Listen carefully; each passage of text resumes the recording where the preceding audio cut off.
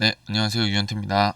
네, 오늘은 이제 요르단하고 아시안컵 4강 리뷰를 하러 왔습니다. 제가 최근에 이제 아시안컵 리뷰들을 좀 여유있게 많이 해드렸습니다. 뭐, 경기가 있으면 그 다음날 아침에 혹은 낮에 찍어가지고 올리곤 했었는데, 오늘은 그냥 뭐 안 좋은 기억이잖아요. 뭐 잊고 싶은 기억이고, 털어버려야 되는 기억이라서 빨리 리뷰를 하고 그냥 까먹을까 싶어서, 네, 바로 리뷰를 하러 왔습니다. 뭐 이번 대표팀은 사실은 대회 전부터 최강의 세대, 진짜 그 일본 언론에서 많이 쓰는 얘기죠. 정말 역대 최강의 전력을 갖췄다는 평가를 받았고, 저도 그거에 동의하는 바가 있고, 동의하고, 가장 우승의 적기가 아니었을까라는 생각이 있었는데, 결국 요르단한테 0대2로 패하면서, 결승에 오르지 못하고, 3위 결정전으로 떨어지게 됐습니다. 좀 냉정하게 바라볼 시점이 된 것 같아요. 이제는 드디어. 왜냐면 그 제가 리뷰를 드리면서도 제가 지금 사실 뭐 그 리뷰를 꾸준히 드려왔지만 그때 제가 마냥 좋은 이야기를 드리진 않았다라는 거를 다들 기억하실 겁니다. 제가 뭐 항상 뭐 제목에다가 명과 암 뭐 이런 말 쓰거나 뭐 내용은 괜찮았다라던가 뭐 불안감이라던가 뭐 그런 이야기들을 많이 이야기를 했었던 것 같은데 이게 이번 경기에서 다 드러났던 것 같아요. 저는 그런 점에 대해서 냉정하게 반성이 있지 않다 그러면 뭐 물론 아시안컵에서 떨어졌다 그래서 월드컵에 못 간다 이런 얘기를 할 건 아니지만 월드컵에 가서 좋은 성적을 내기는 어렵지 않겠냐라는 생각이 들어서 오늘 좀 경기에서 느낀 점들을 좀 말씀드리고 갈까 합니다. 사실은 좀 문제가 많은 경기였습니다. 자, 일단 한번 뭐 차근차근 짚어보죠. 오늘 경기에서 좀 전반부터 불안했죠. 불안했는데 불안감이 왜 왔을까요? 여러분 한번 고민을 한번 해보시죠. 그러니까 전반전에도 공을 우리가 잡고 돌리더라도 예쁘게 돌아가는 적이 별로 없었고 상대가는 되게 능숙하게 전방 압박을 시도했다가 혹은 조금 내려와서 전반 한 15분, 10분 정도에서 15분 정도 지나니까 후방에 내려와서 수비진을 치고 수비를 펼치다가 또 우리나라가 공을 뭔가 이상하게 돌린다 싶으면 다시 올라와서 전방 압박을 하고 이렇게 돌아가는 장면들이 나왔는데 그러니까 전체적으로 뭐 전반 그 점유율을 보면 우리나라가 60% 정도 나왔다고 아까 제가 분석 본 걸로는 기억이 나는데 그 60%가 공을 들고 있었냐의 문제라 그러면 맞는 문제지만 그 60분 동안 주도권을 우리가 가지고 있었냐라고 하면 그건 좀 아닌 것 같아요. 그럼 그게 왜 그랬냐? 문제를 생각해 보시면 한번 그 최근 이제 쿠팡 플레이 구독하시는 분들이 많으니까 내일 열불이 터지겠지만 한번 경기를 돌려보시면 아시겠지만 중원에서 볼이 돌 때 터치가 굉장히 많습니다. 두 번에서 최소 세 번, 뭐 두 번에서 세 번. 그러니까 황인범이나 이지성 선수가 가끔 원터치 내주는 거 제외하고는 전진 패스가 나갈 때. 잠깐 불러올까요? 바둑알. 자, 뭐 우리가 이제 여기서 오늘은 뭐 4-2-3-1로 4-1-4-1로 나와서 뭐 이제 경기를 치르면서도 또 저기 뭐야 수비할 때는 뭐 4-1-4-1로 서기도 하고 이렇게 썼었는데 그러니까 제가 말씀드리고 싶은 게 뭐냐면 상대는 이제 뭐 3백이었잖아요. 그러니까 뭐 이렇게 적당히 이렇게 섰다고 그 가정을 해보시고 이렇게 수비를 펼칠 때 여기 투입되면은 리턴 나가는 거는 원터치가 나와요. 그래도 근데 생각해보시면 여기서 이렇게 뒤로 그러니까 여기서 이렇게 투입했다가 뒤로 나가는 거를 원터치로 연결하는 경우들이 많았냐라 그러면 그게 많지 않다는 거예요. 저는 이게 어떤 거를 암시하냐고 생각하냐면 빌드업 전술이 없어요. 그러니까 부족해요.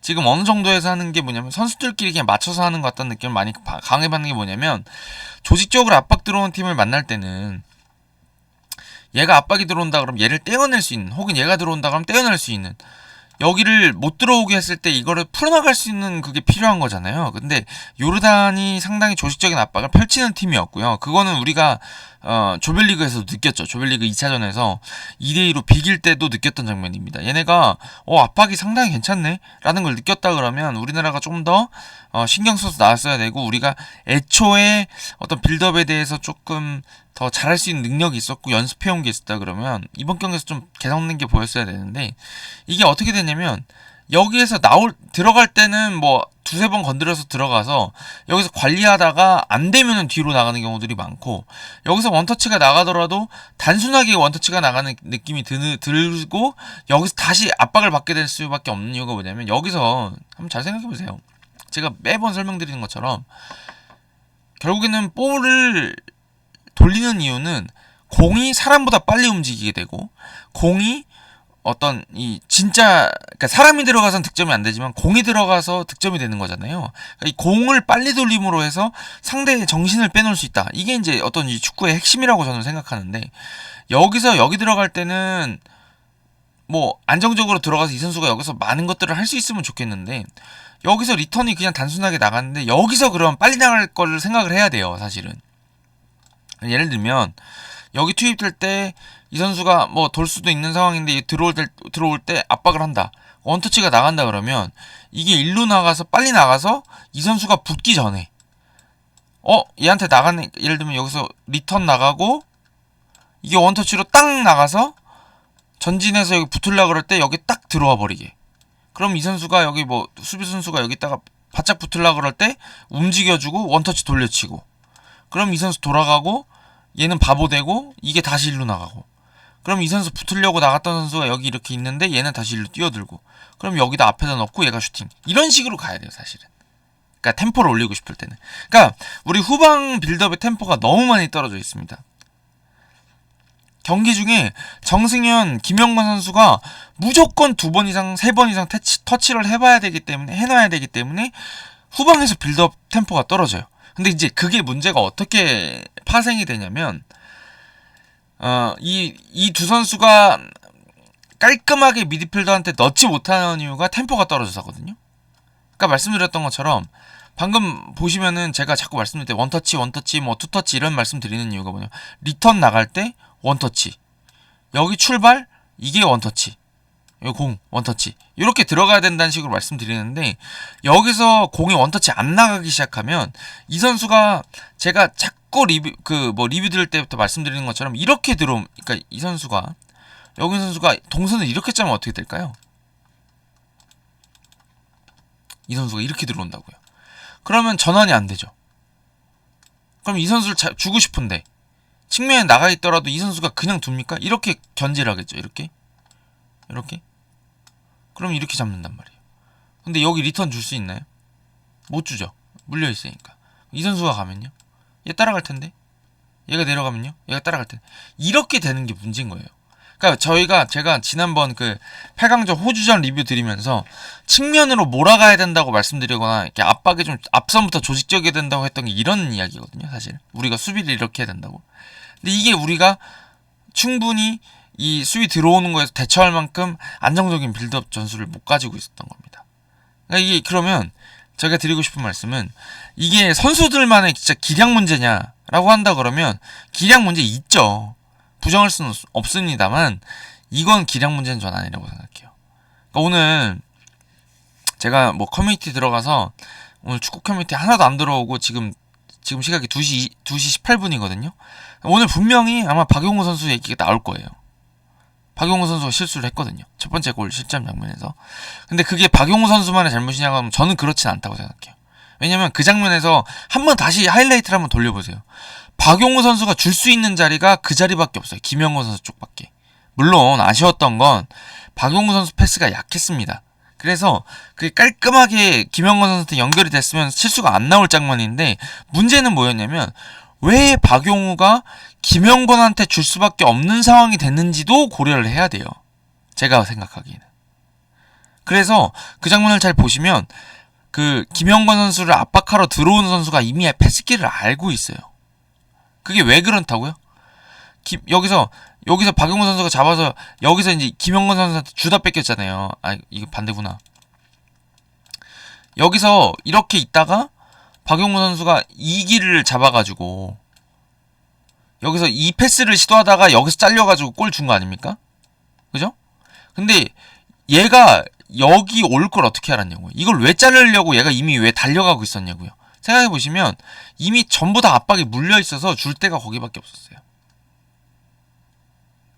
그거는 분명히 고려를 해야 될 점입니다. 우리가 빌드업이 제가 이제 사우디전에도 말씀드리고 호주전에도 말씀드리고 했던 건데 빌드업이 깔끔하게 되고 상대 전방부터 압박하는 거에서 대처가 되고 풀어나와야지 상대가 그런 식으로 압박을 못해요. 근데 한 번도 빌드업을 제가 보기에 깔끔하게 한 적이 별로 없었고 요르단전에서 조별리그 2차전에서도 마찬가지였거든요. 전반전에 초반에 손흥민 선수가 득점을 하고 난 이후에는 계속 요르단한테 주도권을 뺏겼었거든요. 그때 잘 보시면 요르단 선수들이 굉장히 앞선부터 압박을 강하게 했습니다. 사실 네. 그게 상당히 커요. 그러니까 이 선수가 예를 들어서 박용우가 아니라 루카 모드리치였다. 전성기 루카 모드리치나 안드레스 이니에스타였다. 그러면 이런 패스를 실수를 안 했겠죠. 그죠? 그건 맞습니다. 박용우가 못했다 그러면 그것도 일견 맞아요. 근데 우리는 알고 있잖아요. 저도 알고 있고 코칭 스태프들도 알고 있을 거고 선수 본인도 알 거예요. 나는 이니에스타가 아니야. 나는 모드리치가 아니야. 알고 있었을 거거든요. 그러니까 제가 말씀드리고 싶은 건 뭐냐면 선수들이 가지고 있는 역량에 맞는 전술이나 완성도를 가져가기 위해서 노력을 해야죠. 실수할 게 예측이 안 된다. 그런 거는 아니었거든요. 박용우 선수는 이번 대회 내내 불안했던 선수 중에 한 명이고 박용우 선수는 제가 뭐 단점이 있지만 장점이 있다고 생각하는 선수라고 생각하는 이유가 뭐냐면 울산이 K리그에서 했던 것처럼 상대를 내려놓고 상대를 밀어 넣어놓고 우리가 올라가서 공격 전개할 때는 상당히 장점이 있는 선수입니다. 1차 저지선 역할을 할 때도 부딪혀주는 거에는 장점이 있어요. 그거를 다른 선수들이 있는 센터백들이 주워 먹을 수 있게 앞에 가서 부딪혀주는 건 잘합니다. 근데 예를 들어서 우리가 수비적으로 많이 몰려있을 때 수비를 강하게 막 이렇게 몰아쳐줄 수 있는 선수지만 그거 좀 약간의 의문이 있고 또 그 다음에 공격할 때도 볼 잘 다루고 롱킥도 잘하고 뭐 패스 능력이 있는데 본인한테 압박이 강하게 들어올 때는 그만큼 능력을 보여주지 못하는 선수라고 생각해요. 저는. 그러니까 장점과 단점이 있죠. 근데 이 선수가 루카 모드리치라던가 토니 크루스라던가 이런 탑클래스 선수가 아니기 때문에 단점이 있다 그러면 감춰야죠. 저는 그게 팀의 역량이고 팀을 만들어가는 선장해야 될 임무라고 생각해요. 저는. 그렇잖아요. 장점이 있고 단점이 있는 선수니까. 그러니까 조규성 선수도 마찬가지예요. 저는. 오늘 손흥민 선수가 전반에 원톱으로 나와서 잘했습니까? 여러분? 잘 못했잖아요. 볼이 안 들어가요. 손흥민 선수한테. 따지고 보면. 그러니까 손흥민 선수가 측면에 있었으면 볼을 더 많이 잡았을 수도 있고 2선에 있었으면 더 잡았을 수도 있겠죠. 그러니까 그런 임무를 해주려고 그러면 앞에 차라리 조규성이 있는 것도 나을 수가 있다는 겁니다. 그게 나았다. 조규성을 넣었어야 된다는 얘기가 아니라 조규성이 있는 게 좋을 수도 있다는 얘기예요. 결국은 조규성 선수가 해리케인이 아닙니다. 해리케인은 등도 잘 지고요. 슈팅도 좋고요. 볼이 안 돌면 본인이 후방까지 내려와서 막 연결해주고요. 머리도 쓸 줄 알고요. 프리킥도 좋고요. 막 해줄 수 있는 게 너무 많죠. 그 툴을 조규성 선수한테 요구하는 것 자체가 어불성설입니다. 조규성 선수는 제가 계속 누차 말씀드렸듯이 라인에서 빠져들어가는 게 강한 선수죠. 그게 가장 좋은 옵션이고 등지는 플레이가 가능하고 머리를 쓰는 것도 가능하고 리턴해주는 것도 본인이 발이 잘 맞았을 때는 리턴해주는 게 가능한 플레이인데 지금 대표팀에서는 그 조규성 선수한테 원하는 게 많죠. 네가 등도 지고 시간 충분히 끌어준 다음에 그걸 내줘야 돼. 거의 이 정도 수준인데다가 득점할 때도 조규성 선수 앞에 발 앞에 넣어주는 패스가 많지 않고 조규성을 미끼로만 사용하는 게 많거든요. 그러다 보니까 단점도 당연히 부각될 수밖에 없어요. 왜냐면 못하는 플레이를 시키니까. 최선의 플레이를 시키는 게 아니라. 그러니까 제가 이번 대회를 딱 돌아보면서 느끼는 게 뭐냐면 선수들이 가지고 있는 역량에서 팀이 이 선수의 단점을 가려줄 수 있는 요소들이 많이 있거든요. 근데 그걸 가려줬냐라는 거예요. 이게 없어요. 그럼 장점을 살려줄 수 있는 플레이가 충분히 나왔느냐? 그건 없었어요. 제가 계속 말씀드렸던 것 중에 하나가 이강인하고 황희찬한테 1대1 시킬 수 있게 그 판을 깔아주는 게 중요하다. 그러려면 후방에서 빌드업 잘해야 되고 풀백하고 움직임하고 중앙에서 움직임 연계가 굉장히 중요하다라는 얘기 말씀 많이 드렸는데 오늘 생각해보시면 이강인 선수가 측면에서 돌파할 때 성공한 적이 없어요. 근데 왜 이강인이 파리 생제르맹에서 성공하는데 여기서 성공을 못할까요? 니강 선수들이 개인 기량이 훨씬 좋은데. 생각해보시면 이강인 선수가 움직일 때, 드리블 돌파 시도할 때 주변에서 충분히 이강인한테 다른 선택지를 줄 수 있도록 할 수 있는 움직임이 적으면 상대도 막기가 쉬워져요. 얘 1대1 치겠구나 하고 막는 거랑, 얘가 얘 여기를 줄까? 쟤 줄까? 여기 줄까? 손흥민 줄까? 김태환 줄까? 황인범 줄까? 황희찬한테 넘기는 거 아니야? 이렇게 생각을 많이 만들어줘야지 이강인 선수 드리블도 훨씬 위력적이 될 수가 있는데, 오늘도 생각해보시면 이강인 선수 드리블 칠 때 보면 그게 판이 안 깔려있죠. 혼자 하잖아요. 손흥민 선수도 마찬가지고, 손흥민 선수도 후반 막판에 막 드리블 돌파해서 2명 3명 지키고 가는데, 결국에는 그렇게 2명 3명 돌파를 하면서 가는 위치가 결국엔 측면이죠. 왜냐면 그렇게 몰아가니까. 거기선 한계가 있다는 겁니다. 수비도 마찬가지예요. 오늘 정승현 선수나 김영건 선수가 알타마리 막하는 순간에서 많이 약해 보이고, 솔직히 김민재 선수 생각이 났습니다. 근데 그러면 이렇게 바꿔서 말해보면, 우리는 김민재가 없으면 요르단을 못 이기는 팀입니까? 그러면 안 되죠. 왜냐면 김민재 선수가 다칠 수도 있고요. 김민재 선수가 은퇴를, 나중에 시간이 흘러서 은퇴를 할 수도 있고, 그럼 그 자리에 김민재만한 선수가 오지 못한다는 얘기입니까? 그럼 요르단을 이길 팀은 김민재가 없는 팀이라면 요르단을 못 이긴다는 겁니까? 근데 김민재는 지금 아시아에서 제일 잘하는 수비수거든요. 아시아뿐만 아니라 유럽에서 손꼽는 팀이거든요. 그러면 우리나라는 김민재 선수가 혹시라도 다쳐가지고, 그런 일이 있으면 안 되겠지만, 혹시라도 다치면은 아시아권에 있는 팀들을 상대로 이길 수 없는 팀이 된다는 건 아니잖아요. 알타마리를 영원히 못 막는다, 이 말이 안 되잖아요. 근데 제가 느끼기에 알타마리를 못 막는 이유는, 이 선수를 막는 것 자체가 별로 조직적이지가 않아요. 지금 우리끼리도 어떤 방법에 이게 잘 안 돼 있다는 겁니다.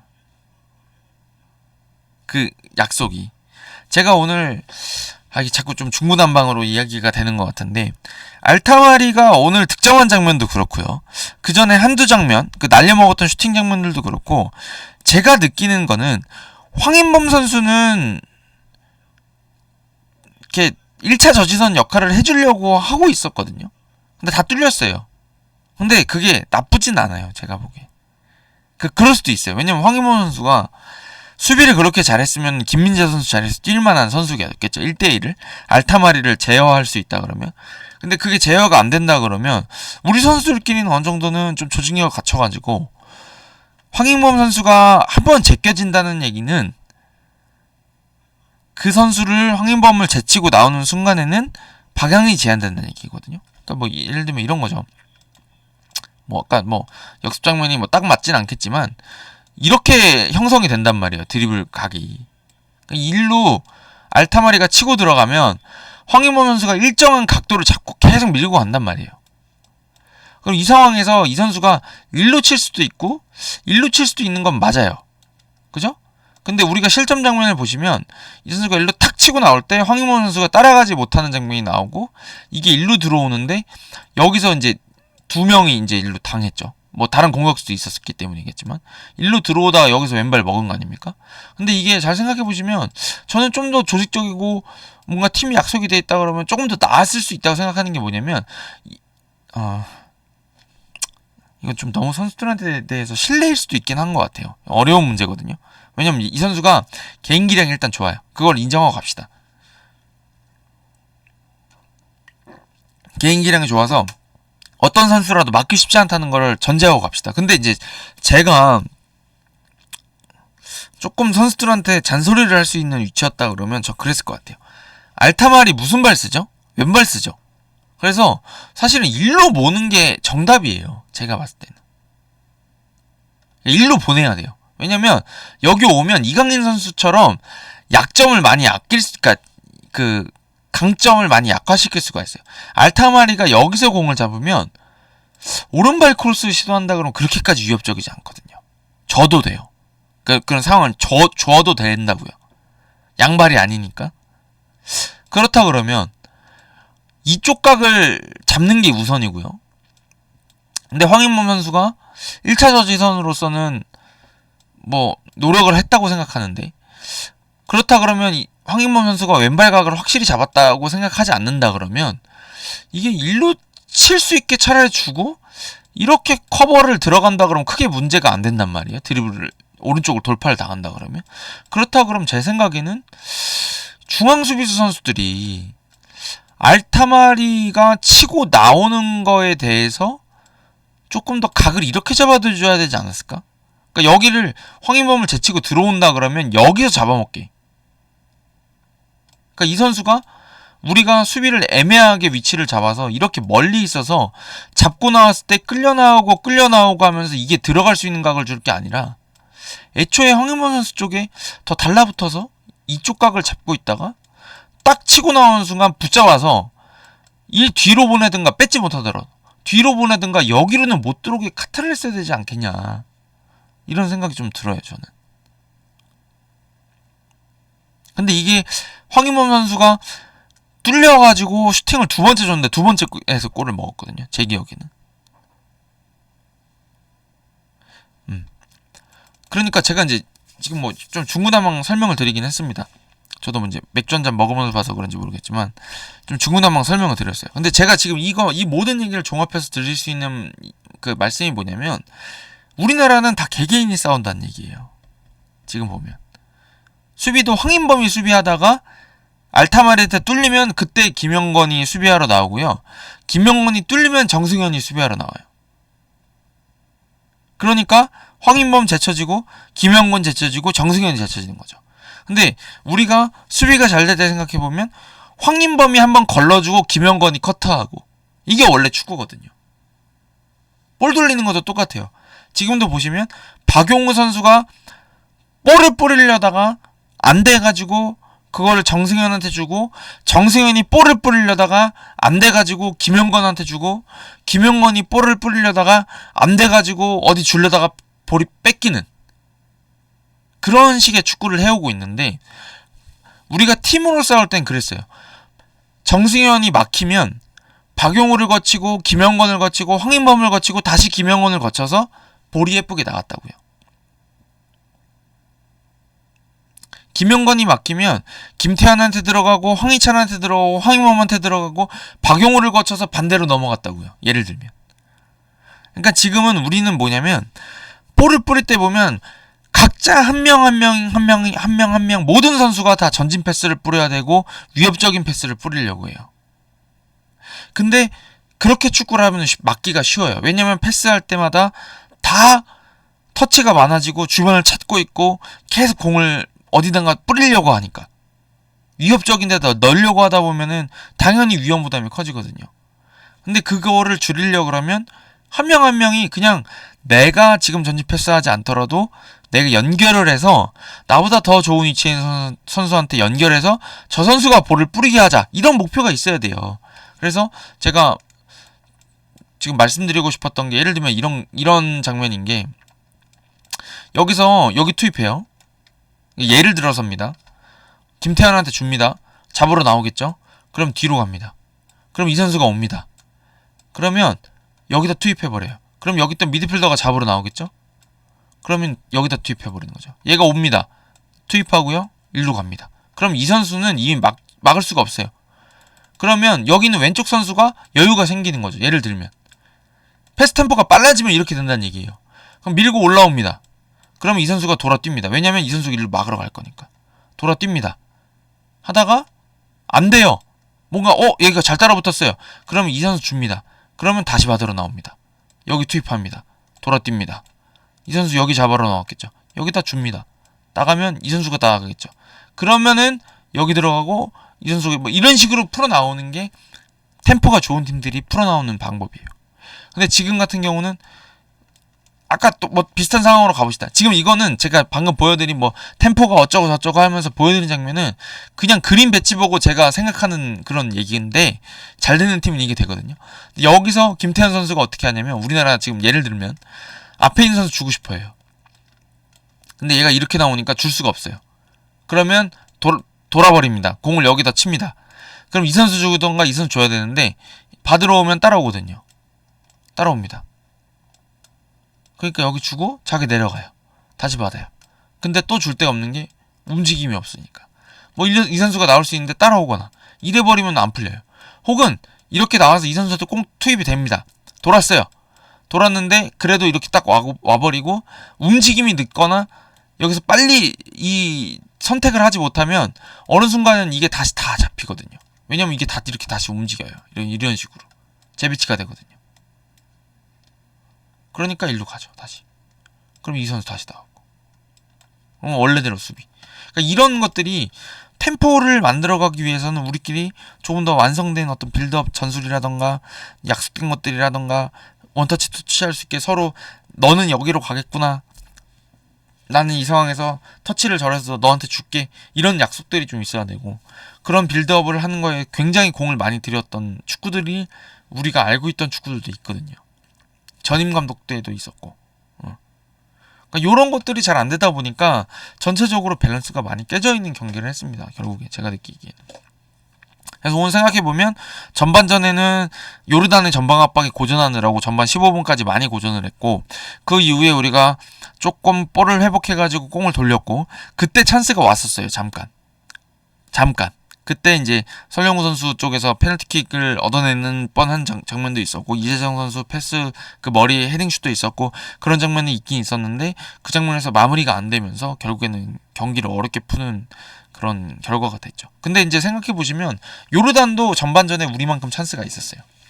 우리도 찬스가 없지 않았지만, 그러니까 전반을 그냥 반대반 둘 다 골결정력이 부족했다라고 한다 그러면 후반에는 다른 경기력을 보여줬어야 되는데, 후반에도 그 어떻게 보면 좀 달라진 경기력을 보여준 데는 실패했다고 봐야 되겠죠. 요르단은 여전히 수비가 조직적이었고, 우리나라는 공격 전개라던가 이후에 실점 1점 한 골을 내준 이후에 실점한 이후에 수비 조직력이 그렇게 크게 달라지지 못했다는 것, 그게 문제였다고 생각을 하고요. 그 다음에 이제 오늘 뭐 저는 이제 TVN으로 중계를 봤는데 박용우 선수를 빼야 됐다, 그거는 조금 뭐 일리는 있는 것 같아요. 오늘 결국에는 박용우 선수가 이제 실수를 해가지고 첫 골을 주면서 경기를 어렵게 풀었기 때문에 뭐 부정할 수 없는 사실이기도 한데, 저는 개인적으로는 박용우 선수 빼는 게 무조건 능사였다고 생각하진 않습니다. 왜냐면 그 자리에 사실은 대안이 별로 없긴 없어요. 박용우 선수가 빠지고 나면 그 자리에 제가 생각하는 선수는 뭐 황인범 선수가 내려오고 다른 미드필더가 들어오는 방법이 있긴 한데, 황인범 선수가 아시다시피 오늘도 많이 퍼져 있는 느낌이 딱 들었고, 수비력 자체가 아주 좋은 선수라기보다는 공격력을 갖춘 선수죠. 그리고 수비적으로는 많이 뛰면서 1차 저지선 역할을 하면서 상대를 방해하는 역할인 거지, 예전에 이제 큰 우영 선수라던가 기성용이라던가 뭐 한국영이라던가 그런 수비형 미드필더에서 해줬던 선수들인 것처럼 청소기처럼 쓸어주는 유형의 선수는 아니란 말이에요, 사실은. 네, 그러다 보니까 제가 보기에 박용호 선수를 유지를 했던 것 같아요. 그래도 그런 임무를 해줄 수 있는 선수니까. 그래서 저는 그 첫 경기 끝나고도 손준호 선수가 좀 생각난다, 이런 얘기를 드렸었는데, 하여튼 그런 점들이 좀 아쉬웠고요, 사실은. 그런 상황이었는데 이제 박용호 선수 빼는 게 능사가 아니었다 그렇게 말씀드렸지만, 저는 나름대로의 시도는 있었다고 생각합니다. 제가 클린스만 감독에 대해서 지금 많이 혹평을 했지만 전부 다 나빴다 이렇게 말씀드리는 건 또 불합리하다고 생각해요. 그래서 제가 생각하기에 그래도 시도가 있었다고 생각하는 거는, 볼 돌리는 게 잘 안 도는 느낌이 들고, 그 다음에 우리가 너무 포지션 플레이가 많이 강했던 게, 제가 좀 중구난방에 설명드려서 죄송합니다. 풀백들이 공격할 때는 전진을 많이 하려고 했어요, 전반전에. 설영우 선수도 높은 위치에 가고. 근데 이런 식으로 숫자 배치가 되다 보니까 문제가 뭐였냐면, 윙포워드들이 여기에 이렇게 이런 위치에 가 있으면 사실 이 패스길도 깔끔하게 나오지가 않고 중앙 쪽도 견제가 되거든요, 이렇게 서 있으면. 이게 좀 문제였어요. 근데 이제 이게 제가 보기에 좀 더 제가 너무 자꾸 배치들 얘기를 하는 건지 모르겠지만, 이럴 때 박용우 선수가 이렇게 내려가면 되거든요, 사실. 이렇게 해주면 패스길이 훨씬 깔끔하게 나오거든요, 여기서 패스길 주는 것보다. 그잖아요. 이 6번 선수가 수비를 할 때 이 패스길을 자르는 거랑 여기서 이렇게 자르는 거랑 느낌이 완전 다르죠. 이렇게 하는 게 나쁘지 않은데 이걸 왜 하는지 모르겠고, 후반전에는 좀 바꿨어요. 그래서 김태환 선수는 많이 안 올라갑니다. 그리고 설영우 선수가 많이 올라오고, 여기 있던 이강인 선수가 프리롤에 가깝게 중앙 쪽으로 이동하고, 이 선수가 이제 이강인 선수가 이동하면서 이쪽 풀백들이 견제하기 위해서 같이 움직일 거 아닙니까? 그럼 이때를 이쪽에 있는 이재성이라던가 황인범 선수가 측면으로 돌아나가면서 위치를 바꾸면서 이제 이렇게 되겠죠? 아마 볼 전개를 한다 그러면 김태현 선수 여기 볼 잡고 여기 이렇게 여유 있었다 그러면 이제 이강인 선수가 받을 수도 있지만 여기서 이렇게 이동을 하고 포지션 체인지를 하면 이 선수는 본인이 어찌됐든 이쪽 중앙 쪽 잡는 거를 가지고 있으니까 임무 중에 하나가 그렇게 해서 이쪽 잡을 거고 중앙 쪽에서 크게 벗어나지 않을 거고 이 선수는 내 마크는 이강인인데 하면서 들어가면서 자연스럽게 이쪽에 빠져서 이 선수가 프리가 되는 이런 스위칭 플레이를 준비해 왔고 이게 스위칭 플레이에서 가질 수 있는 장점이긴 한데 요거가 이제 조금 시도 자체는 의미가 있었다고 생각은 하는데 뭐 전반적인 빌드업 자체가 안 되고 있는 상황에서 그냥 위치 한두면 바꿔가지고 하는 걸로 하기에는 요르단이 생각보다 조직력이 좋았던 거죠. 네. 그래서 여기서 한두 번 볼 도는 것 같았는데 그게 잘 안 되던 장면이 있었고 그게 이제 박용우 선수의 패스 미스로 이어지게 되는. 그러니까 제가 말씀드리고 싶은 건 그거예요. 박용우 선수가 뭐 그 장면 잘했다는 게 아니라 그렇게 할 수밖에 없는 판이 깔려 있었기도 하다는 거죠. 그러니까 박용우 선수가 더 개인 기량이 좋은 선수였다면 실수를 안 했겠지만 아마 다른 미드필더가 있었어도 그 자리에서는 실수할 수도 있었을 것이다. 전 그렇게 생각하는 거죠. 두 번째 실점 장면은 전 좀 아쉬운 게 저는 개인적으로 이강인 선수 패스가 많이 아쉬웠습니다. 이강인 선수가 이제 본인이 돌파 시도를 하다가 황인범 선수한테 내주다가 실수가 나왔거든요. 결국에는. 근데 그 장면을 잘 생각해 보시면 그 이강인 선수가 제 생각에는 먼저 왼쪽으로 나갈 기회가 한 번 있었습니다. 황인범 선수가 손으로도 왼쪽 보내자고 얘기를 했어요. 근데 이제 본인이 왼발잡이이기도 하고 깔끔하게 뭔가 패스가 안 나갈 것 같으니까 기다려가지고 반대쪽으로 나오다가 안 되니까 이제 황인범 선수한테 떠넘기듯이 사실은 패스를 줬거든요. 근데 이제 이강인 선수도 우리가 이제 생각하기에는 굉장히 기술이 뛰어난 선수고 워낙 영리한 선수니까 실수를 안 할 것 같지만 실수가 그런 때는 나와요. 명시적인 실수가 아니지만 상대한테 예측이 되는 플레이들을 할 수가 있다고요. 그게 이제 황인범 선수가 뭐 더 깔끔하게 공을 잡았다면 문제가 안 될 상황이었겠지만 서로 호흡이 어긋난 상황이었고 호흡이 주로 어긋나는 상황은 그렇게 상대가 수비를 유도하고 뭔가 빌드업을 잘 제어를 상대가 하고 있을 때 그럴 때 이제 그런 실수들이 나오거든요. 그러니까 지금 이제 제가 드리고 싶은 공통적인 얘기들은 우리가 팀으로 완성되어 있었느냐의 문제입니다. 우리가 과연 팀이라고 할 수 있는가? 11명이 모여있는 집합이 아니라 이 선수들이 서로 제가 좋아하는 만화라고 몇 번 말씀드렸던 것 같은데 리얼이라고 있어요. 이노우에 다케이코 그 작가가 그린 슬램덩크 작가가 그린 리얼이라고 하는 그 휠체어 농구 만화가 있는데 거기서 그런 얘기를 해요. 자기가 그 어떤 농구 감독님이 내가 보고 싶은 거는 이 5손가락의 이 화학 작용이다. 엄지손가락, 검지, 이 중지, 약지, 새끼손가락까지 전혀 다른 인물을 가지고 있는 5손가락이 같이 상호작용을 해서 하나의 어떤 손에 이 임무를 하는 걸 보고 싶다. 그 화학작용을 보고 싶다 얘기를 하는데 저는 그게 이 축구에서 정말 중요한 요소라고 생각합니다. 근데 이번 경기에서 우리가 정말 뛰어난 엄지, 뛰어난 검지, 뛰어난 중지, 뛰어난 약지, 뛰어난 새끼손가락까지 다 갖추고 있고 저는 오늘 알타마리한테 탈탈 털린 것처럼 느껴지는 정승현 선수랑 김영권 선수도 우리가 오늘 조금 더 나은 조직력을 보였다고 한다면 오늘 실수했지만 박용우 선수가 조금 더 잘된 팀의 지원을 받았다 그러면 오늘보다는 훨씬 나은 공격력이나 수비력을 보여줬을 거라고 생각해요. 이 5손가락의 힘을 보여줬느냐 오늘. 그러니까 이번 박용우 선수가 네 번째 손가락일 수 있는 거죠. 네 번째 손가락이 일반적으로 힘이 제일 약하죠. 하지만 우리가 이걸 움켜쥘 때 이렇게 움켜줘야 될 때는 반드시 필요한 손가락이거든요. 힘을 반드시 이렇게 딱 주기 위해서는. 이거를 우리가 판에 깔아줬느냐를 반문해 봐야 될 시점이라고 생각합니다. 저는. 그렇다 그러면 안 됐다. 그게 우리가 팀으로 박용우의 어떤 약점을 가려주지 못했다. 이강인의 강점을 살려주지 못했다. 손흥민과 황희찬이 가지고 있는 개인 능력을 살려주지 못했다.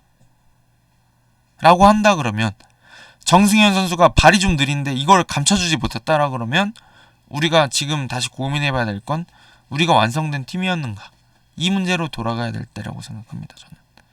그러니까 제가 좀 횡설수설하면서 말씀드리긴 했는데 공격적으로도 그렇고 수비적으로도 그렇고 우리나라는 오늘 팀으로 싸웠던 경기는 아닌 것 같아요. 근데 이제 다시 한번 냉정하게 돌아가 보면 우리가 이번 대회 들어서 그렇게 싸운 경기가 얼마나 되냐 한다 그러면 저는 많지는 않았던 것 같습니다. 사실. 그래서 제가 늘 리뷰들에서 아쉽다, 불안하다, 명과 암이 있다 라고 말씀을 드렸던 것 같은데, 오늘은 요르단이 우리나라의 약점을 제대로 짚고 나왔고 알고 있었습니다. 이 친구들은. 왜냐면 조별리그에 상대해봐서 우리가 어떤 경기를 하는 팀인지 알았고 본인들이 생각하기에 약점이 해결되지 않았다는 걸 알고 있었던 것 같고 그것 때문에 더 강했던 것 같아요. 그러니까 우리나라 공격을 잘 제어했고 실점하지 않고 이제 전반 넘어갔고 한 골이 딱 들어갔을 때 저는 그런 생각했을 것 같아요. 됐다. 이제 됐다. 지난 경기는 막판에 줬지만 이번 경기는 안 준다. 어떻게든 몸을 던지든 뭘 해서든 걷어내기만 하면 실점 안 한다라고 생각을 했을 것 같습니다. 근데 그게 결국에는 그렇게 이어졌죠. 네. 하여튼 패배를 짚는 거는 상당히 속이 아픕니다. 네, 속이 아픈 얘기고요. 근데 저는 그렇게 생각해요. 8강, 16강에서 멋진 승리를 따낸 것들은 선수들의 대단함과 저력을 보여주는 두 판이었다고 해야 되나요? 그런 경기들이었다고 생각하고요. 하지만 우리가 이길 수 있는 확률을 호주전이나 사우디전에서 우리가 이길 수 있는 확률이 있었느냐. 그러니까 제가 이제 확률이라고 말씀드리는 건 뭐냐면 같은 전력을 가지고 같은 전술을 가지고 그 똑같은 동일한 상태에서 10게임을 치른다고 가정을 해봤을 때 우리나라가 사우디한테 이길 가능성이 얼마나 될까? 호주한테 이길 가능성이 얼마나 될까? 이게 저는 확률이라고 생각하는 거예요. 그러니까 한 번을 했을 때 이길 확률이 60%다가 이렇게 그냥 단순하게 한 경기로 평가하는 게 아니라 같은 경기를 같은 전략 같은 멤버로 들어가서 같은 상태에서 치렀을 때 10번 치렀을 때 우리가 몇 번 이겼을까를 고민해 봤을 때 저는 사우디전이나 호주전도 그렇게까지 확률이 높진 않았을 것 같아요. 저는 많이 봐줘서 반반 혹은 55%? 이 정도 됐다고 생각하거든요. 근데 이번 경기에서는 요르단 상대로 우리가 이길 확률이 조금 더 높았다 치더라도 이번 경기 우리가 또 같은 경기를 10번 치른다고 했을 때 우리나라가 6번 이길 확률이 있었다고 치더라도 그게 4번이 4번 질만한 경기가 오늘 나왔다고 그렇게 친다고 하더라도 우리가 그렇게까지밖에 확률을 못 만들어 왔던 건 우리의 잘못이다 라는 거죠. 이미 우리는 2번이나 사우디나 호주를 상대로 좀 기적에 가까운 승리, 졌어도 할 말 없는 경기를 이겨왔었고 그런 졌어도 할 말 없는 경기를 계속해서 해오는 것 자체도 좀 놀라운 일이죠. 졌어도 할 말 없는 경기에서 언젠가 한번 질 경기였는데 그게 오늘이었다는 생각이 듭니다. 그래서 저는 이제 코칭 스태프들이 조금 더 분발을 해줘야 되지 않겠냐라는 생각이 들어요. 저는. 왜냐면 멤버 자체는 보여주는 능력 자체는 여전히 한국에서 이만한 팀이 다시 나올까 싶을 정도로 좋은 선수들이 많다고 생각합니다. 여전히요. 지금도 마찬가지고 앞으로도 이런 정도의 멤버가 나오기 쉽지는 않을 것 같다는 생각을 하거든요. 근데 이제 이 선수들이 과연 가장 잘하는 모습을 보여줄 수 있게 팀을 꾸려왔느냐라 그러면 그건 좀 아쉬움이 있습니다. 아쉬움이 많이 큽니다. 네, 그런 의미에서 벤투 감독 체제에서 조금 더 장기적으로 팀을 꾸려갔으면 어땠겠냐라는 얘기가 이제 다시 한번 나오게 되는 시점인 것 같습니다. 저는 좀 아쉽네요. 왜냐면 잘 생각해보시면 이번 멤버들 중에 오늘 김민재 선수가 못 나오긴 했지만 없었던 선수들은 아니잖아요. 사실 우리 선수들 대부분이 황인범도 있었고 조규성도 있었고 손흥민, 황희찬도 있었고 이강인은 경기력이 더 올라왔고 지난 월드컵보다 2022년 월드컵보다 기량이 더 올라와 있는 상황이고 이재성 선수도 있었고 정승현이나 김영건 선수도 원래 벤투 감독 체제에서 자리를 잡고 있던 선수고 김태현 선수도 왔다 갔다 하는 선수고, 물론 김문환 선수가 경기를 뛰긴 했지만 조윤우 선수도 마찬가지고. 그러니까 따지고 보면 멤버가 제가 보기에는 뭐 아주 달라지고 핵심 멤버들이 사라지고 그런 정도 수준은 아니었거든요.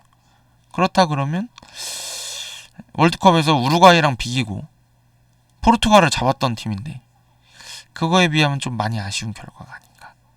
예, 주요 선수들이 다 건재한데 라는 생각이 듭니다. 저는 그래서 지금 이 시점에는 선수들에 대해서 고민하고 이럴 시점도 맞지만 동시에 우리가 팀으로서 얼만큼 잘 준비를 했었는지, 이게 지금 팀으로 만들 수 있는 역량이 있는 지도자가 지금 대표팀에 와 있는 건지, 만약에 없다면 적절한 보좌를, 그러니까 감독을 경질할 생각이 없다 그러면 적절한 보좌를 해줄 수 있는 코치 선생님들이 누구 있는지를 더 고려해봐야 되지 않겠냐라는 생각이 들어요. 저는 이제는 이번 대회에서 단 한 번도 속 시원하게 속 편하게 본 경기가 없었다. 그 점을 생각해야 되지 않겠느냐 라는 생각이 듭니다. 그러니까 우리가 바레인전을 이기긴 했지만 그 경기도 이강인 선수 두 방 터지기 전에는 또 동점까지 주면서 어려운 경기를 또 했었거든요. 한 경기도 쉬었던 적이 없는 것 같아요. 네. 그게 또 연장해서 보면 오늘 많이 선수들이 체력적으로 힘들어하는 장면들도 그래서 나오지 않았겠어요. 여지까지 너무 피투성이가 되면서 올라와서. 그러니까 우리가 뭐 이란을 만나서 항상 피투성이로 싸웠다고 하는데 뭐 맞는 말이죠. 근데 이번 경기 이번 대회는 이란을 안 만났는데도 피투성이었거든요. 네. 그렇지 않게 되려 그러면 그 전에 우리가 16강이나 8강에서 조금 더 압도적으로 이겼어야 될 필요가 있었다 라는 얘기를 다시 드릴 수밖에 없는 것 같습니다. 제가 호주전에서 막 리뷰하면서 말씀드렸던 생각이 나거든요. 예, 리드를 먼저 잡아야 되고 체력을 온전하면서 대회를 치러갈 수 있었어야 된다. 네, 그게 잘 안 됐던 게 조금 아쉽게 됐습니다. 예. 우리가 조별리그 2위를 하면서 뭐 일본을 피하게 되는, 일본을 16강에서 피하기는 했지만 어찌됐든 사우디아라비아와 호주라는 난적을 만나서 어렵게 치른 그 대가를 또 치르게 된 경기가 아니었나라는 생각이 듭니다. 네. 자, 또 40분이나 했네요. 이제 가봐야 될 것 같은데요. 하여튼 이번 대회는 많이 아쉬움이 남는 경기가 같습니다. 이기는 것들이 너무 좋고 경기 내용 자체는 너무 재밌고, 그러니까 경기 내용 자체라기보다는 하여튼 뭐 서사가 재밌죠. 서사가 경기를 잘한다기보다 그 막판에 자꾸 쫓아가고 그 질 경기를 비기고 비길 경기를 이기면서 올라온 그 경기들이 즐겁기는 했는데, 이게 지금 우승팀의 자격이 있는 경기력이었냐라고 한다 그러면 그거는 뭐 없었다고 해도 무방하지 않겠냐라는 생각이 드는 대회였던 것 같습니다. 네, 저도 뭐 그 항상 희망의 로를 돌리면서 여러분들한테 경기력이 꼭 좋은 팀이 항상 우승하는 건 아니다 이렇게 말씀드리긴 했었지만, 뭐 제가 틀린 거죠. 뭐 틀린 거고, 제가 틀렸고 예측이 틀렸고, 역시 과정이 조금 더 좋았어야 된다는 얘기를 이제서라도 좀 드려야 될 것 같습니다. 하여튼 네, 다들 많이 화가 나실 경기가 아니었을까. 너무 부족한 경기였고요. 졸전이었다고 해도 무방한 경기였던 것 같습니다. 네, 요르단이 충분히 이길 만한 자격이 있었고 우리나라는 오늘 이길 자격이 없었다. 이렇게 좀 평가를 드리면 될 것 같습니다. 저희 강아지가 와가지고 마이크를 건드리네요. 네. 어찌됐든 앞으로 월드컵 예선이 있기 때문에 가다듬고 대책을 마련해야 될 시기인 것 같아요. 저는 이제는 그냥 이 상태로 가면 본선에서는 또 어떻게 이기고 어떻게 지는지 모르게, 운이 좋으면 이기고 운이 나쁘면 이기는 그런 경기들을 또 보게 될 것 같은데, 이제는 조금 변화가 필요하지 않을까요? 네. 이 중요한 대회에서 상당히 오래된 느낌이었는데 대회가 끝나고 나서야 비로소 말씀드릴 수 있게 되는 것 같습니다. 하여튼 어찌됐든 64년 만에 또 아시안컵 우승을 물 건너갔네요. 네, 중동 팀들 간의 결승이 벌어지게 됐는데 많이 아쉽고요. 하여튼 뭐 여러분들도 아쉬우실 것 같은데 너무 속상해하지 마십시오. 또 다른 대회가 있고 다음 경기가 있으니까 그런 말씀 좀 드리고 싶네요. 저도 뭐 부천 FC가 항상 그 승격 플레이오프에서 많이 떨어지거든요. 근데 뭐 어떡하겠어요. 선수들이 지고 싶었겠습니까? 네. 그 열정을 알고 있으니까 응원할 뿐이고요. 대신에 이제 다른 데서 바꿀 수 있는 게 있다 그러면 바꿔봐야 되겠죠. 그런 것들을 좀 신중하게 고려해 봐야 될 시점이 아닌가. 이게 지금 문제가 어디 있는가를 고민해 볼 시점인 것 같습니다. 네, 하여튼 이쯤 하고 가보도록 하겠습니다. 네, 저도 뭐 아쉽네요. 아쉽습니다. 새벽이지만 네, 리뷰하고 가보도록 하겠습니다. 여러분 편안한 밤 보내시고요.